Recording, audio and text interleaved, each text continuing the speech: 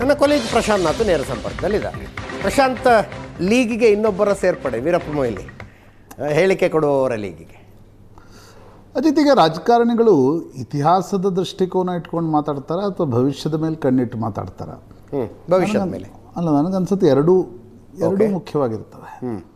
ಒಂದು, ರಕ್ಷಾರಾಮಯ್ಯಗೇನು ಟಿಕೆಟ್ ಸಿಕ್ತು ಚಿಕ್ಕಬಳ್ಳಾಪುರದಲ್ಲಿ, ವೀರಪ್ಪ ಮೊಯ್ಲಿ ಅವರಿಗೆ 2024 ಚುನಾವಣೆಯಲ್ಲಿ ಸ್ಪರ್ಧಿಸ್ಲಿಕ್ಕೂ ಟಿಕೆಟ್ ಸಿಗಲಿಲ್ಲ.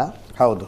ರಕ್ಷಾರಾಮಯ್ಯ ಸಿದ್ದರಾಮಯ್ಯನವರ ಪರಮಾಪ್ತ ಬೆಂಬಲಿಗರು ಅನ್ನುವ ಕಾರಣದಿಂದ ಅವಕಾಶಕ್ಕಾಗಿ ಕಾದವರಂತೆ ವೀರಪ್ಪ ಮೊಯ್ಲಿಯವರು ಈ ಬಾಣವನ್ನು ಹೊಡೆದ್ರ, ಅಥವಾ 2026ರಲ್ಲಿ ಏನು ರಾಜ್ಯಸಭೆಯ ಸೀಟ್ಗಳು ಖಾಲಿ ಆಗ್ತವೆ, ರಾಜ್ಯಸಭೆಯ ಚುನಾವಣೆ ಬರುತ್ತೆ, ಅದರ ಮೇಲೂ ಒಂದು ದೃಷ್ಟಿಯಲ್ಲಿ ಇಟ್ಕೊಂಡು ಡಿ ಕೆ ಶಿವಕುಮಾರನ್ನ ಬೆಂಬಲಿಸಿದ್ರ?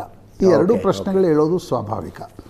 ಆದರೆ ಅದಕ್ಕೊಂದು ಏನಾದರೂ ಒಂದು ಉದ್ದೇಶ ನಿಶ್ಚಿತವಾಗಿದ್ದೇ ಇರುತ್ತೆ. ಉದ್ದೇಶ ಇಲ್ಲದೆ ವೀರಪ್ಪ ಮೊಯ್ಲಿ ಅಂತ ಕಾಂಗ್ರೆಸ್ನ ಕಟ್ಟ ಒಂದು ರೀತಿಯಾಗಿರ್ತಕ್ಕಂಥ ನಿಷ್ಠಾವಂತರು ಏಕಾಏಕಿ ಈ ರೀತಿ ಮಾತಾಡ್ತಾರೆ ಅಂತ ಯಾರೂ ಎಣಿಸಿರಲಿಲ್ಲ. ಅಂದರೆ ಈಗ ಬಸವರಾಜ್ ಶಿವಗಂಗಾ ಮಾತಾಡೋದಕ್ಕೂ ಕೆ ಎನ್ ರಾಜಣ್ಣ ಅವರು ಮಾತಾಡೋದಕ್ಕೂ ವ್ಯತ್ಯಾಸ ಇದೆ. ಹೌದು. ಕೆ ಎನ್ ರಾಜಣ್ಣ ಅವರು ಸಿದ್ದರಾಮಯ್ಯನವರು ಅತ್ಯಂತ ನಿಷ್ಠಾವಂತ ಬೆಂಬಲಿಗರು, ಶಿವಗಂಗಾ ಮೊದಲ ಬಾರಿ ಆಯ್ಕೆಯಾಗಿ ಬಂದಿದ್ದಾರೆ. ಹೀಗಾಗಿ ಅವ್ರ ಮಾತಲ್ಲಿ ಎಷ್ಟು ಅದು ಪೊಲಿಟಿಕಲಿ ಅದಕ್ಕೆ ಅರ್ಥ ಇದೆ ಅಂತಕ್ಕಂಥ ಪ್ರಶ್ನೆಗಳು ಬರ್ತಾ ಇದ್ವು. ಆದರೆ ಮೊದಲ ಬಾರಿ ಹೈಕಮಾಂಡ್ಗೆ ಆತ್ಮೀಯ ಇರ್ತಕ್ಕಂಥ, ಅಂದರೆ ಸೋನಿಯಾ ಗಾಂಧಿ, ರಾಹುಲ್ ಗಾಂಧಿ, ಪ್ರಿಯಾಂಕಾ ಗಾಂಧಿ, ಈ ಎಲ್ಲ ಹೈಕಮಾಂಡ್ನ ನಾಯಕರಿಗೆ ಆತ್ಮೀಯ ಇದ್ದಿರ್ತಕ್ಕಂಥ ವೀರಪ್ಪ ಮೊಯ್ಲಿ ಅವರು ಕಾರ್ಕಳದ ಕಾರ್ಯಕ್ರಮದಲ್ಲಿ ಡಿ ಕೆ ಶಿವಕುಮಾರ್ ಮುಖ್ಯಮಂತ್ರಿ ಆಗೋದು ಇನ್ನೇನು ಫೈನಲ್ ಆಗೇ ಬಿಟ್ಟಿದೆ ಅನ್ನುವ ಅರ್ಥದಲ್ಲಿ ಮಾತನಾಡಿದ್ದು ಒಂದು ಡಿ ಕೆ ಶಿವಕುಮಾರ್ ಒಂದು ರೀತಿಯಾಗಿರ್ತಕ್ಕಂಥ ಸಪೋರ್ಟ್ ಕೊಡುತ್ತೆ. ಇನ್ನೊಂದು, ಕಾಂಗ್ರೆಸ್ನಲ್ಲಿ ಈ ಏನು ಮುಂದಿನ ರಾಜಕಾರಣ ನಡೆಯಲಿದೆ ಅದಷ್ಟು ಸುಲಭವಾಗಿ ನಡೆಯುತ್ತೆ ಅನ್ಸಲ್ಲ ಅನ್ನೋದು ವೀರಪ್ಪ ಮೊಯ್ಲಿಯವರ ಮಾತಿನಿಂದ ಸ್ಪಷ್ಟ ಆಗ್ತಾ ಇದೆ. ಯಾಕಂದರೆ ಈಗ ನೋಡಿ, ಅವರು ಮಾತನಾಡಿದ ತಕ್ಷಣ ಸಿದ್ದರಾಮಯ್ಯನವರು ಹೇಳಿದರು ಇಲ್ಲ, ಹೈಕಮಾಂಡ್ ಏನು ಡಿಸಿಷನ್ ತೆಗೆದುಕೊಳ್ಳುತ್ತೆ ಅಂತಿಮ ಅಂತ. ಬಟ್ ವೀರಪ್ಪ ಮೊಯ್ಲಿಯವರು ಮಾತನಾಡಿದ್ದನ್ನು ನೋಡಿದ್ರೆ ಕಾಂಗ್ರೆಸ್ನಲ್ಲಿ ಹಿರಿಯ ನಾಯಕರ ನಡುವೆ ಕೂಡ ಇವ್ರ ಕಡೆನೋ ಅವ್ರ ಕಡೆನೋ ಇವ್ರ ಕಡೆನೋ ಈ ಚರ್ಚೆ ಶುರುವಾಗಿದೆ ಅಂತಕ್ಕಂಥದ್ದರ ಸ್ಪಷ್ಟ ಸಂಕೇತ ಕೊಡ್ತಾ ಇದೆ. ಇದು ಕೇವಲ ಇನ್ ಬಿಟ್ವೀನ್ ಸಿದ್ದರಾಮಯ್ಯನವರ ಬೆಂಬಲಿಗರು ಮತ್ತು ಡಿ ಕೆ ಶಿವಕುಮಾರ್ ಬೆಂಬಲಿಗರು ಅಂತಕ್ಕಂಥದ್ದಲ್ಲ. ಈಗ ಮಲ್ಲಿಕಾರ್ಜುನ್ ಖರ್ಗೆ ಅವ್ರ ಮನಸ್ಸಿನಲ್ಲಿ ಏನಿದೆ, ವೀರಪ್ಪ ಮೊಯ್ಲಿ ಅವರ ಮನಸ್ಸಿನಲ್ಲಿ ಏನಿದೆ, ಹೀಗೆ ಬೇರೆ ಬೇರೆ ಬೇರೆ. ಈಗ ಎಚ್ ಕೆ ಪಾಟೀಲ್ ಏನಂತಾರೆ, ಇಲ್ಲಿವರೆಗೆ ಅದ್ರ ಬಗ್ಗೆ ಎಂ ಬಿ ಪಾಟೀಲ್ರದ್ದು ಏನು ಮನಸ್ಸಿನಲ್ಲಿ ಏನಿದೆ, ವಿ ಡೋಂಟ್ ನೋ. ಹಾಗಾಗಿ ನನಗನ್ಸುತ್ತೆ ಅಜಿತ್, ವೀರಪ್ಪ ಮೊಯ್ಲಿ ಆ ಒಂದು ಚರ್ಚೆಗೆ ನಾಂದಿ ಹಾಡಿದ್ದಾರೆ. ಈಗ ಹಾಗೆ ನೋಡಿದರೆ ವೀರಪ್ಪ ಮೊಯ್ಲಿಯವರು ಇವತ್ತಿನ ದಿನಮಾನದಲ್ಲಿ 2025ರಲ್ಲಿ ಅವರೇನು ಮೊದಲಿಂದನೂ ಮಾಸ್ ಲೀಡರ್ ಆಗಿರಲಿಲ್ಲ. ಕರೆಕ್ಟ್. ಈಗೇನು ಪೊಲಿಟಿಕಲಿ ಅಂತ ಪ್ರಸ್ತುತತೆ ಬಂದಿದ್ದೇ ಲಕೋಟೆ ಮುಖ್ಯಮಂತ್ರಿಯಾಗಿ. ಹೌದು ಹೌದು. 1993ರಲ್ಲಿ ಅವ್ರನ್ನ ಲಕೋಟೆ ಮುಖ್ಯಮಂತ್ರಿಯಾಗಿ ನರಸಿಂಹರಾವ್ ಅವರು ಕಳಿಸಿದ್ರು. 94ರಲ್ಲಿ ಅವರ ನೇತೃತ್ವದಲ್ಲೇ ಕಾಂಗ್ರೆಸ್ ಹೀನಾಯ ಸೋಲ್ತು. 89ರಲ್ಲಿ 170+ ಇತ್ತು, ಅದು 30ಕ್ಕೆ ಬಂತು. ಮೊದಲ ಬಾರಿ ಬಿಜೆಪಿ ವಿರೋಧ ಪಕ್ಷದ ನಾಯಕರಾಗಿದ್ದೇ ಯಡಿಯೂರಪ್ಪನವರಾಗಿದ್ದೇ 94ರಲ್ಲಿ, ವೀರಪ್ಪ ಮೊಯ್ಲಿಯವರು ಮುಖ್ಯಮಂತ್ರಿಯಾಗಿ ಚುನಾವಣೆ ಸೋತ ನಂತರ. ಅದಾದ್ಮೇಲೆ 10 ವರ್ಷ ಅವ್ರಿಗೆ ಬಹಳ ಪ್ರಮುಖ ಸ್ಥಾನಮಾನಗಳು ವೀರಪ್ಪ ಮೊಯ್ಲಿಯವ್ರಿಗೆ ದೊರೆತು.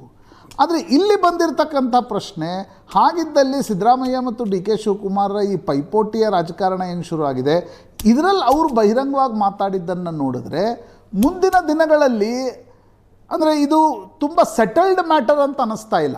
ಡಿ ಕೆ ಶಿವಕುಮಾರ್ ಹೇಳ್ತಿರ್ಬೋದು ಇಲ್ಲ ಇದು ಸೆಟಲ್ಡ್ ಆಗಿದೆ ಅಂತ, ಆದರೆ ಸಿದ್ದರಾಮಯ್ಯನವರ ಕಡೆಯಿಂದ ಇದು ಇನ್ನೂವರೆಗೂ ಕೂಡ ಸೆಟಲ್ಡ್ ಆಗಿಲ್ಲ.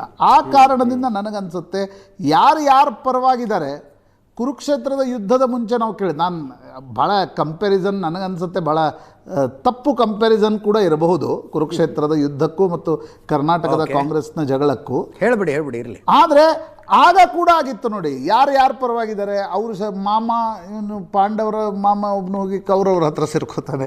ಅಂದರೆ ಪಾಂಡವರು ಕೌರವರ ನಡುವೆ ಏನು ನಮ್ಮ ಬಳಿ ಇವರು, ನಿಮ್ಮ ಬಳಿ ಅವರು, ಅಕ್ಷೋಹಿಣಿ ಸೈನ್ಯ ಯಾರ ಕಡೆ, ಕೃಷ್ಣ ಯಾರ ಕಡೆ, ಇದೆಲ್ಲ ನಡೆದಿತ್ತಲ್ವಾ.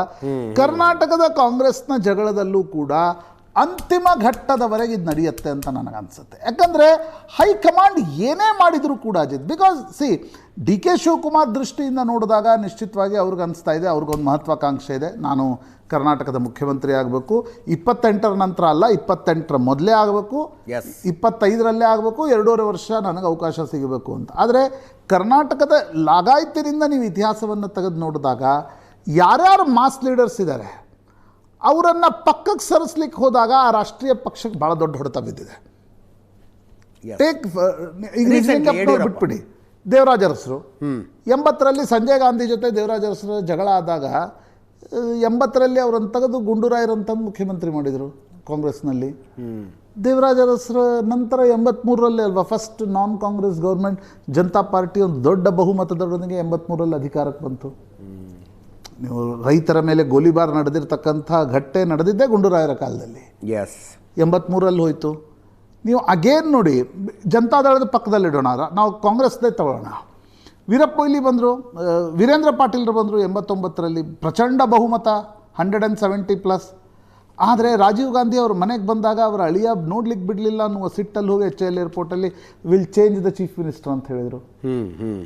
ಅದಾದಮೇಲೆ ಬಂಗಾರಪ್ಪ ಬಂದರು, ರಾಜೀವ್ ಗಾಂಧಿ ತೀರ್ಕೊಂಡ್ರು, PV ನರಸಿಂಹರಾವ್ ಪ್ರಧಾನಮಂತ್ರಿ ಆದರು, ಬಂಗಾರಪ್ಪನವ್ರನ್ನ ಕೂಡ ಕ್ಲಾಸಿಕ್ ಕಂಪ್ಯೂಟರ್ ಕೇಸ್ನಲ್ಲಿ ತೆಗಿಲಾಯಿತು. 94ರ ಚುನಾವಣೆಯಲ್ಲಿ ನಿಮಗೆ ವೀರೇಂದ್ರ ಪಾಟೀಲ್ರ ಜೊತೆ ನಡ್ಕೊಂಡಿದ್ದಕ್ಕಾಗಿ ಲಿಂಗಾಯತರು ಮುನಿಸ್ಕೊಂಡ್ರು, ಬಂಗಾರಪ್ಪನವ್ರ ಜೊತೆ ನಡೆದುಕೊಂಡಿದ್ದಕ್ಕಾಗಿ ಹಿಂದುಳಿದ ವರ್ಗಗಳು ಮುನಿಸ್ಕೊಂಡ್ರು. 94ರಲ್ಲಿ ಕಾಂಗ್ರೆಸ್ನ ಹೀನಾಯ ಸೋಲಿಗೆ ವೀರೇಂದ್ರ ಪಾಟೀಲ್ ಮತ್ತು ಬಂಗಾರಪ್ಪ ಇಬ್ಬರೂ ಮಾಸ್ ಲೀಡರ್ಸ್ಗಳು ಅವ್ರನ್ನ ನಡೆಸ್ಕೊಂಡಿದ್ದ ರೀತಿಯೇ ಕಾರಣ ಆಗಿತ್ತು.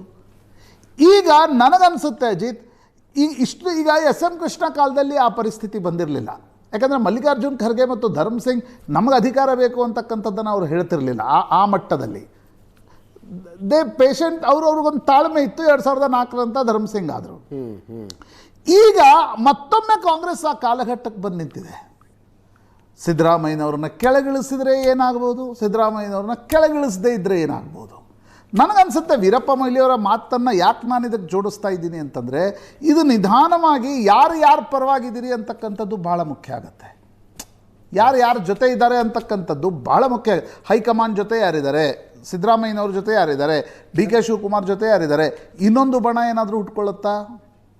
ನಾನು ಆ ರೀತಿಯ ಸುದ್ದಿಗಳನ್ನು ನಿರೀಕ್ಷೆಯಲ್ಲಿ ನಾನಿದ್ದೀನಿ. ಇನ್ನೊಂದು ಬಣವೂ ಕೂಡ ಬರುತ್ತೆ ನೋಡಿ ನೀವು, ಇನ್ನೊಂದು 2 ತಿಂಗಳಕ್ಕಾದರೆ.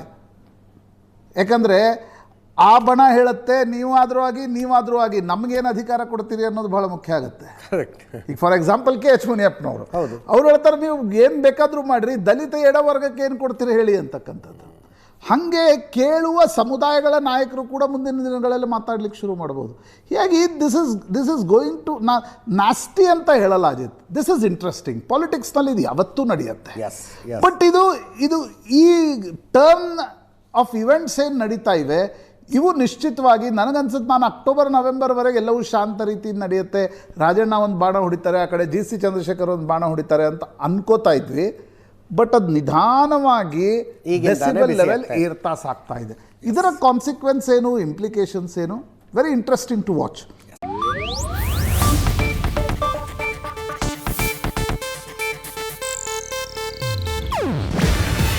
ಇದು ಏಷ್ಯಾನೆಟ್ ನ್ಯೂಸ್ ನೆಟ್ವರ್ಕ್ ಪ್ರಸ್ತುತಿ. ನೀವು ನೋಡ್ತಿದ್ದೀರಾ ಏಷ್ಯಾನೆಟ್ ಸುವರ್ಣ ನ್ಯೂಸ್.